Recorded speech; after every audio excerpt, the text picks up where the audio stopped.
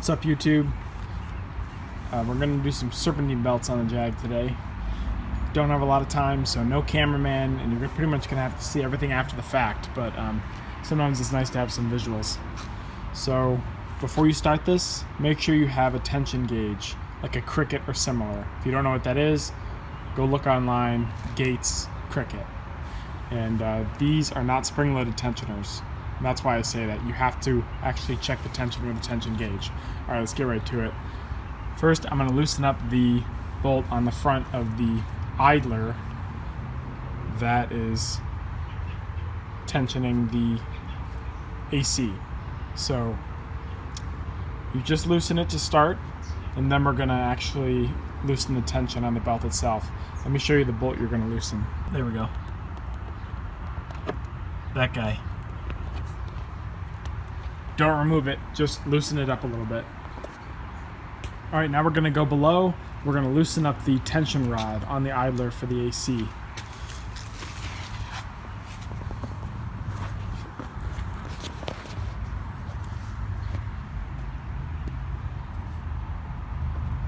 There it is.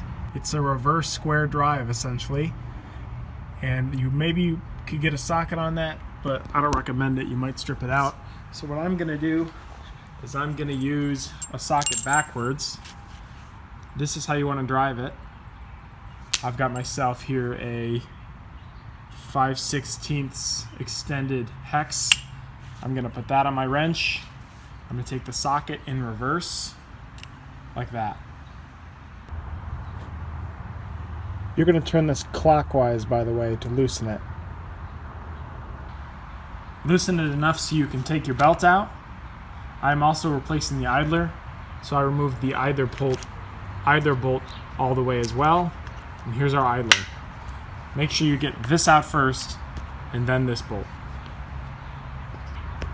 Now we're going to take out our alternator and water pump belt. This is going to be a little bit more complicated. Got a few other bolts to remove. Let me see if I can show you the ones that you need to take out. Or not take out, but loosen. You're going to need to loosen that on the end. You're going to need to loosen, see if I can find the other one. That one there on the end of that rod. Again, just loosen it.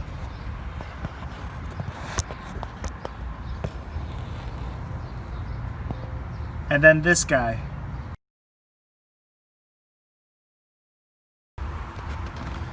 Then you're going to take that nut on the other side and you're going to slide it down like that. So you give it some room between the alternator bracket and that nut. Then you're going to take it and you're going to push the alternator this way until you can get the belt off. Old belt is out. Going to now slide in our new belt, AC Delco part number 5K385. Now with the new belt on, I started tightening the tension nut until I got about 128 foot-pounds on our belt. And I tested the belt in this location here. Once you've got the right tension, retighten all of the alternator bracket bolts, including the lock nut on the tension rod. Reinstall the idler if you've removed it. As you can see, I've got my new one in there. Install the bolt just lightly. Now I'm going to install my new belt, which is AC Delco part number 4K400. With your belt now installed, tighten the tension rod until the belt reaches about 128 foot-pounds. With your tension set, now tighten the bolt on the idler pulley.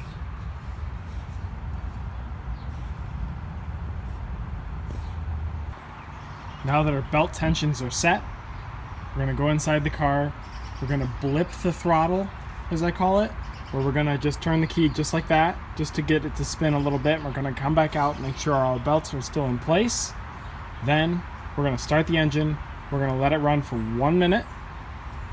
And then, making sure the belt is cool first, we're going to retest the belt that is on the water pump and the generator.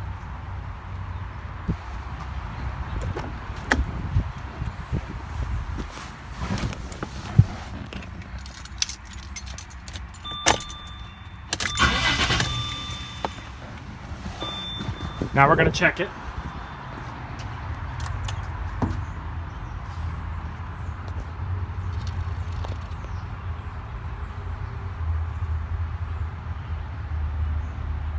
All our belts look like they're still in place. Now let's start it for 1 minute.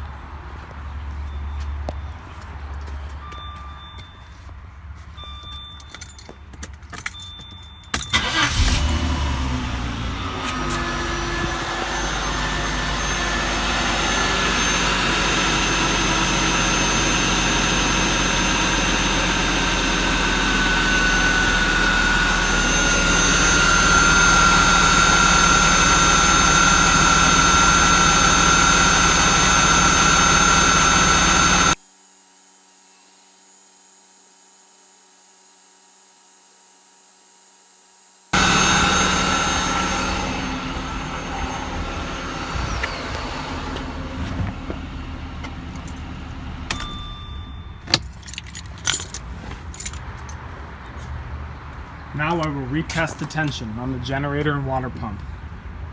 I've got my belt tension reading now, and on the Cricket, it's telling me it is right at or above 80 pounds. If it is below 80 pounds, you need to take off the belt again and redo the tension.